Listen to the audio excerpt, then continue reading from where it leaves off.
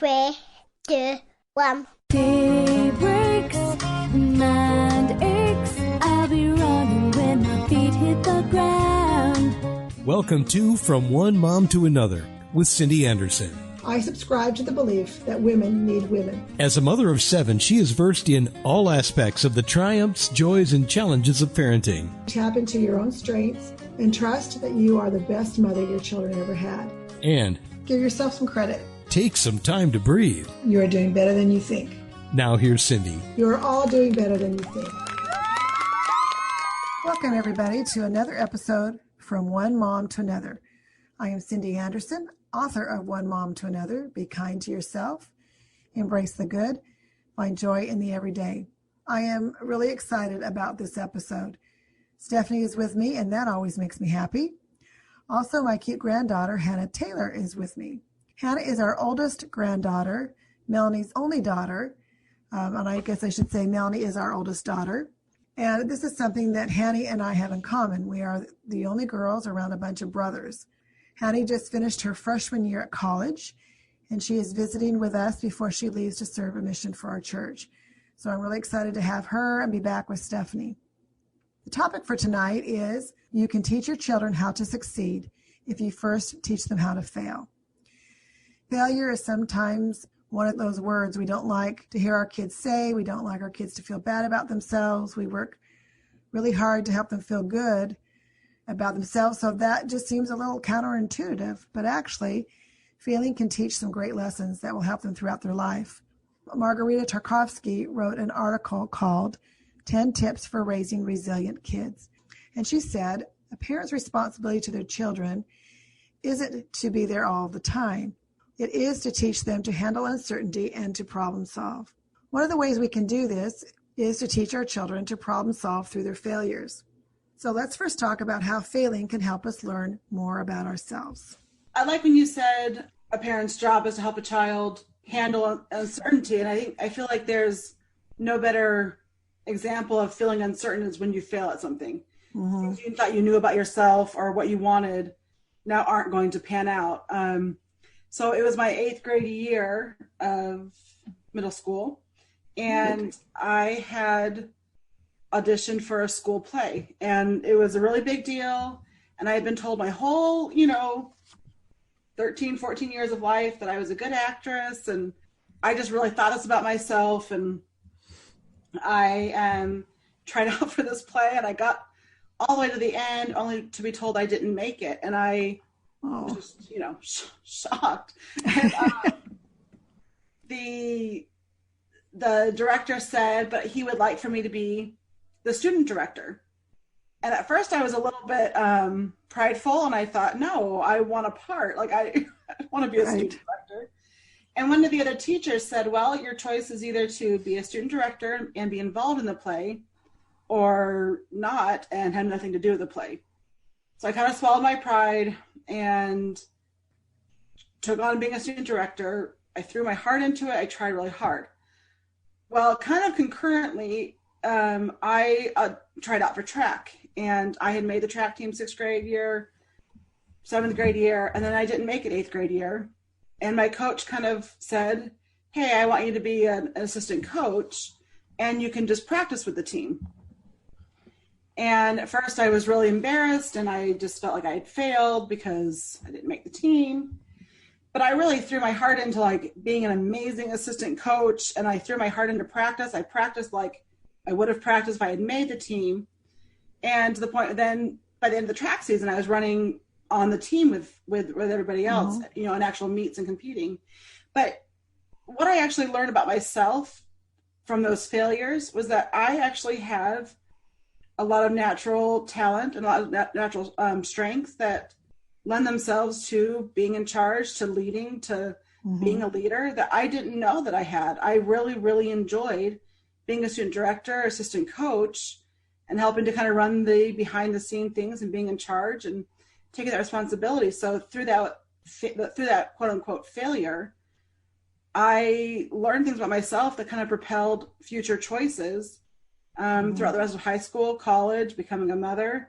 And those were really awesome learning opportunities for me and some of my greatest and best memories of school. Right.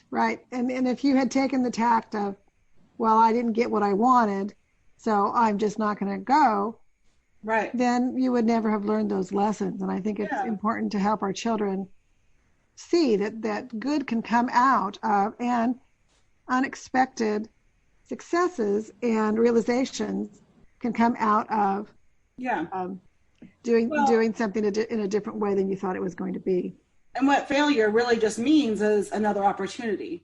Right. Every another opportunity to try. Yep. Teaches you something about yourself. Yeah. Right. That's right.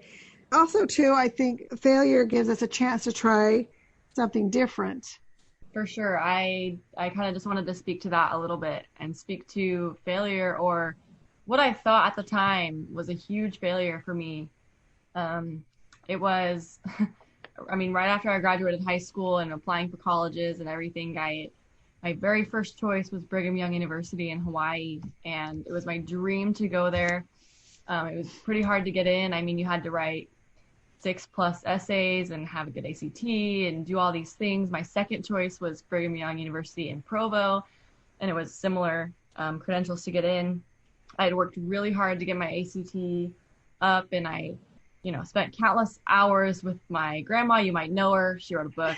I spent several hours with her, just relentlessly, just trying to get these essays as perfect as possible. I really wanted to get in. And then the results come out. I'm certain I got in, right? I mean, I wrote the best essays of my life. They were the best, man. They were so good. I agree. They're so good. We all have this idea that, like, if I do this, then this will happen. But life doesn't always. Right. Like, I worked so hard. How could this not happen? Right. And yeah, life doesn't understand our math, right? Right. No. If I do this. Yeah, honestly. This will, and life just laughs. Life is like, no, I don't think so. Yeah, honestly. Mm-hmm. And so results come out for BYU Hawaii, my first choice. And I'm so confident. I look at the email and it says denied in the top right corner. And I am. That's a harsh word, denied. Yeah, right? Well, it either says accepted or denied. And I was so prepared for it to be accepted, and there'd be a link to all my brochures and all this stuff. And no, it just said denied. So needless to say, it was a very sad night. I was crying and I didn't know what to do. And I mean, days went by and I was so sad. Like, could not think of anything else. You would have thought that someone had died. I was so upset. And honestly, same thing happened with Brigham Young University Provo, denied, right? So sad. Failed twice, not once. I got denied twice from my dream schools. My third choice for college was Utah State University in Logan, Utah. And it was third choice for, at the time, I was like, what the heck is even in Logan, Utah? I don't know. I've never even been to northern Utah, like, so my third choice, Logan, Utah, fine, accepted. Okay, whatever.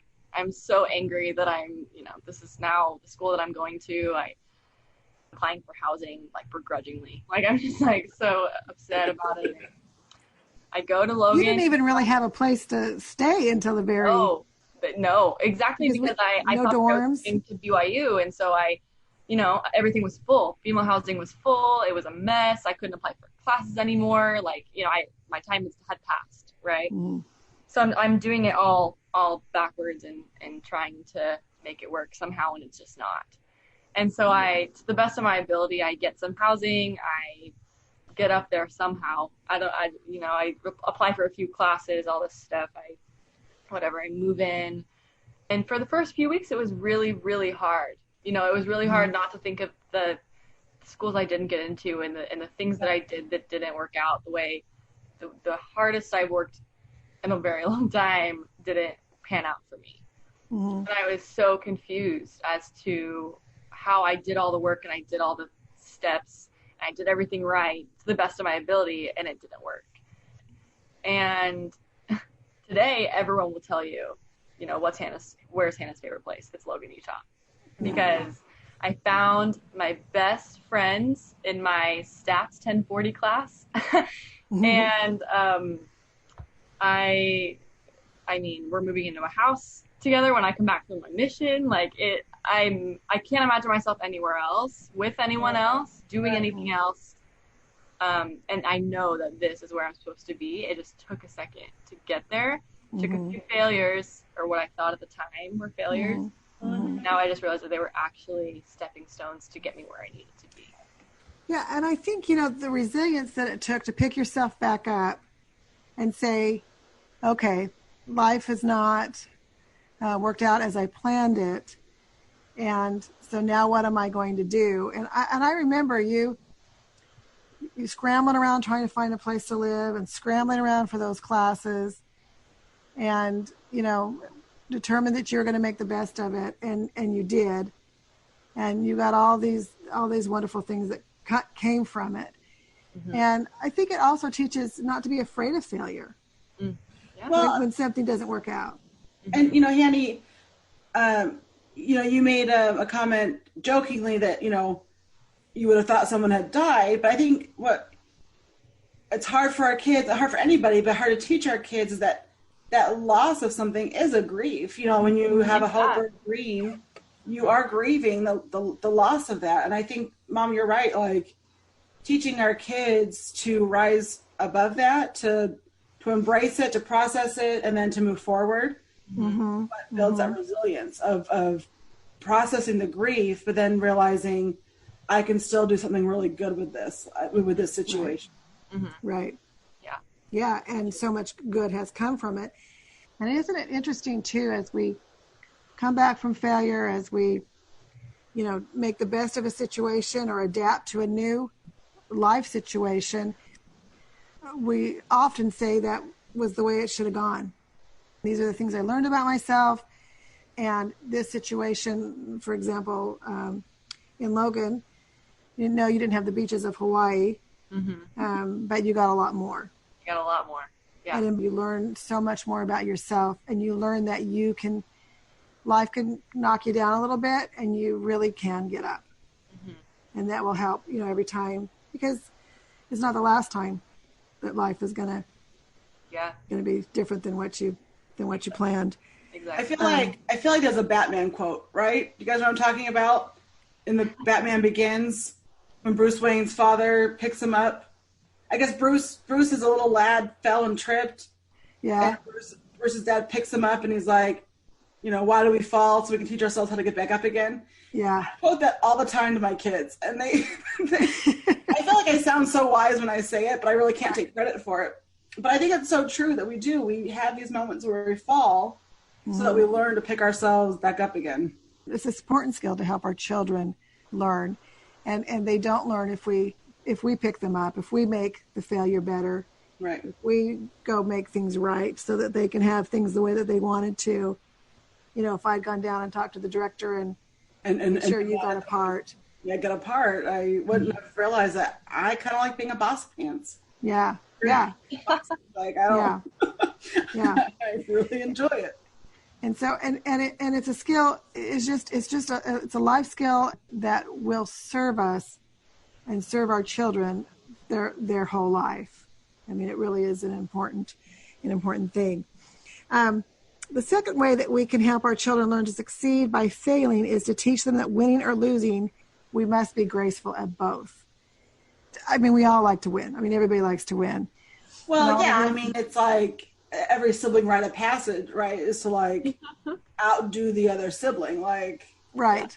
Especially the larger the family, like if you don't fight for what is yours or what you want of someone else's, right, you're gonna get creamed. Like you're right. the little man on the totem pole. That's right. There's no passively accepting defeat. I think competition is great. Sports, those kinds of things. I think it's okay to have a winner, and it's okay if you don't win. But it's how we do both, because there are ungraceful winners as much as there are people that are ungraceful when they lose. My kids were all runners. They were all on the cross-country team. Their friend also ran it. His name was Scott, and he always came in last. And not only did he come in last, he came in like super last. And the boys would finish their race, and then they'd go back and find him and run with him. And not once did he complain. It's not that it didn't matter to him, but he loved running. He loved to be in the sport. And didn't he stay in it all 4 years of high school? All 4 years. I really admired him because I never heard him complain. I never heard him get down on himself or feel badly about it. He understood what it was to be involved and to gain more than a win. He had friends, he had respect, he had camaraderie, and he was doing something that he enjoyed. And I always thought this was the measure of the kind of man he was going to be. And he is. He's a wonderful person, great husband, father, has made some great achievements in his life. And it really showed his true character. And I've always admired him for that. Always thought that was just such a wonderful example to me as an adult. He taught me. Well, and it kind of breaks down the definition again. I'll break down the connotation of what it means of failure, what it means to fail. What, you know, but we shouldn't be afraid to not win or to not achieve the first time. Right. Right. And there's more to what you're doing out there than winning. And I know that's easy to say. And I know I don't take away how fun it is to achieve a win, but you know, there's only one first place. How you handle that first place or how you handle something going wrong really is important to do, and to learn how to do that with grace. I think that it goes to show that Scott never really lost a race. You know, you brought up the point where the boys would go and run the rest of the race with him. I think shows really graceful winning. Right. Yeah. And I think you can have that kind of graceful winning when you yourself have failed and overcome failure. You know, that you have a healthy perspective on what failure is. Right. I think there's something to be said also about, I mean, winning or not winning, achieving, not achieving. I mean, I remember a time also in high school, I mean, just senior year, I was auditioning for a certain choir, and there were steps to take to get to that choir. And it was some sort of a state, was it a state competition you were trying to do? There is honestly something to be said to, just to speak to that point about winning versus not winning, or achieving versus not achieving. I remember a time during my senior year when I didn't achieve something that was really important to me. All 4 years I was very dedicated to choir and singing, and there was one specific statewide competition that I participated in every year, and every year I accomplished my goal. I made it further than I did in the previous years. I mean, there's every year there's 4 rounds to get to the top choir, and every year I preceded my goal. And my goal senior year was to make it all the way, to make it to the top choir, and I didn't. And in fact, I didn't even make it past the first round. And I had in every previous year I did. And that's, I'm sure, like, compounded by the fact that you're senior. Right. Not only was I sad, I was embarrassed. I was a little bit mad because not only did I not even make the first round, I was only a couple points away. I saw my score sheets and I was only a couple points away from making it. No. And I think you were just like one chair away. Yeah, one person to beat out and I would have made it.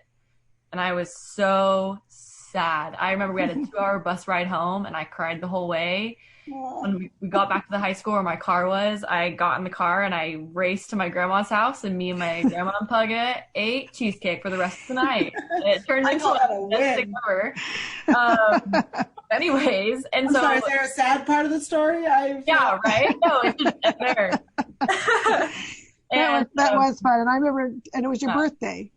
I tried not to think about this whole event because I in not making the first round, there was a choir for those individuals that didn't make it. And in my mind, I was like, the loser choir? So you want me to go sing in the choir that didn't make anything? That's what you want me to do, you know? And not only that, but the choir that didn't make, the round that I was now in, had to sing in front of the people who did make it. Who made this competition? Yeah. Right? The walk of shame. Who put this together? Yeah, who put this together? And so, and I tried not to think about it. It was just going to be a really embarrassing time. I didn't even want to think about it. I didn't even want to do it, really. I just kind of pretended it wasn't happening for a while. Mm-hmm. So 3 weeks later, this thing's still happening. I didn't forget about it hard enough because this thing is still going on. Like I still have to go. Hannah, let me clarify too. So you try out, and then the next month or after a few weeks, there's a concert with all the various choirs. Exactly. Yep.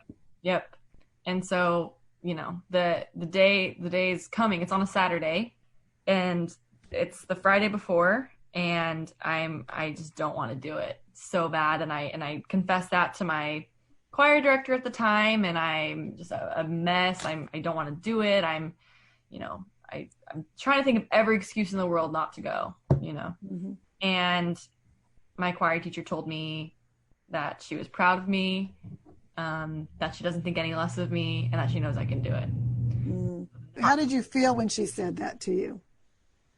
That's interesting, honestly, because I didn't exactly know why I was telling her that I didn't want to do it. Like, I don't know what I wanted her to say.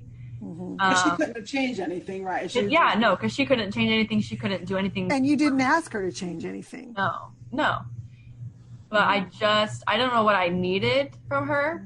But when she told me she was proud of me and that she knew I could do it, that's what I needed. Yeah. Because I think I was most afraid of just letting her down.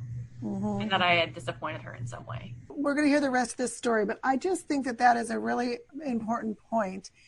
And hooray for the choir director and us as mothers, when our children come to us, feeling this failure in their souls, having made goals and not achieving what they had wanted to do. As a mother, that's the best thing we can say is, I'm proud of you. Well, because you are proud, because anytime your kid tries anything or you try anything, you're making yourself vulnerable. You're putting yourself out there. Right. And Hannah had said, I don't think I can go and sing in this lower level choir. I don't know. I have that in me. And, the choir director said, I know you can do this. I just thought that was such a great example of how to handle when our children are in the woes of despair, instead of fixing it, to allow them that pain and say, I'm proud of you and I know you can do this hard thing. That was so crucial and important for me, that someone that I looked up to so much said that to me. Yeah. It could really validate the failure that I felt in that moment, because not only did I feel like I had failed, but I felt like my hard work, all the rehearsals that I went to practice for this tryout, all of the camps that I went to learn this music, I felt like it was all for naught. Like I just felt like, again, like I did all the things, I did all the steps. Why did this not work? And once again, life just did not understand my math. And it's such a slap in the face when that happens, and it's so hard to pick yourself back up again. So anyways, fast forward, the rest of that story is just that the next day on Saturday, I took those encouraging words that my choir director had given to me, knowing that she knew I could do this, let me know that I could do this as well. And I walked into that. We were practicing at a high school, and I walked in, and there sits all the other girls that had made, this choir with me. And I remember just walking in and just my heart sank. Because I had made the higher choirs in previous years. This was my senior year. And, I walked in, I remember just being so sad and so angry and a little bit embarrassed, and thinking that I don't want to do this. Maybe there's some way that I can get sick in the middle of the day and go home, right? like how am I going to get out of this? Yeah. And then I remember sitting down, and we start going through the music and whatever. And I'm looking around and I'm like, no one else is sad here. Nobody else is like angry about this. And it was a real slap in the face, because it came to me that how dare I be so angry about this when everyone around me is happy to be here and proud to be here. Mm-hmm. You know, who am I to kind of take their joy away? Right. Yeah. Yeah. Because they wanted to be here. This was their goal for them. Mm-hmm. And who am I to come in here and defeat them of that, you know? Yeah. Yeah. Yeah. Yeah. And that's having grace and compassion and seeing the bigger picture that any choir was an achievement. Yeah. And the desire to set aside your own disappointment to allow other people their celebration is really an amazing thing, and a lot of adults haven't learned how to do that. Yeah. And again, you learn about yourself, build resilience. You do. You learn a lot about yourself and how you can bounce back. But honestly, more than that, it taught me so much about in your failures and in times where you just feel, you know, like you did all the steps and nothing's working. Look out at all these people that are in a sense, you know, with you. And not only do you look at yourself and self-reflect, but you look at all the other people around you that are kind of in the same boat. Kind of like how I didn't want to go to Utah State. And then, but some people, Utah State was their first choice and they really wanted to be there. So again, you know, all these people that are with you and supporting you in that. You know, Mom, you and I liked Mary Englebright when I was growing up, and that was kind of our first thing to like the Mary Englebright calendars. And one that you had displayed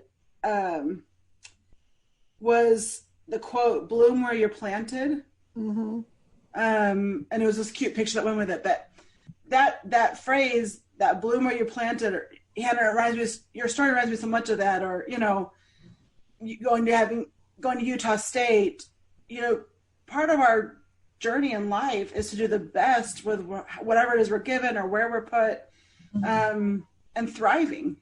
That, you know, you walked into that choir you didn't really necessarily want to be in, but you took the opportunity to thrive in it and to do your best in Utah State. I just think that's such an important phrase to teach our kids, to just truly bloom. Right. And I think one of the most important skills that we can also teach our children is the ability to look at other perspectives. Yeah. And I think that's how you come back from failure too. Like what you were saying, Weber State wasn't your first choice, but it was other people's. And why was that? And it gives you the ability to look at that through different eyes.